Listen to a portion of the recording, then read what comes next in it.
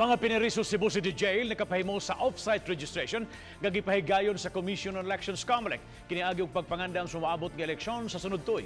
Anang report ni Nico Serino.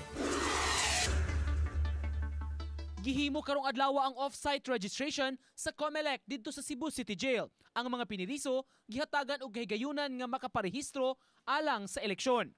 Parehong North ug South District ang gi-accommodate sa registration.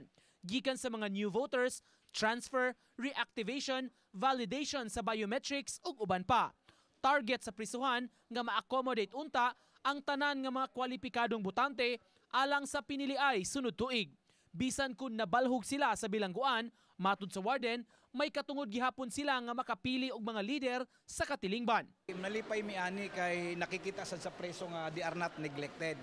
They are still a part of nation building. And besides, these inmates are not convicted yet. They have all the rights also to choose who would be their leaders in the future. Lakip sa miparehistro kaganiha ang pipila ka mga personnel sa BJMP. Samtang matud sa COMELEC, kutob na lang sa Setyembre 29 ang rehistrasyon sa mga botante alang sa May 2019 elections. Maunga nang hinaot sila nga sa nahabilin nga usa ka buwan mupahimos niini ang mga botante. Hopefully katong mga wala pa magpa-register ato silang gihawhag nga magparehistro na as early as possible para dili ta manghuot during the time nga towards the end of the registration period.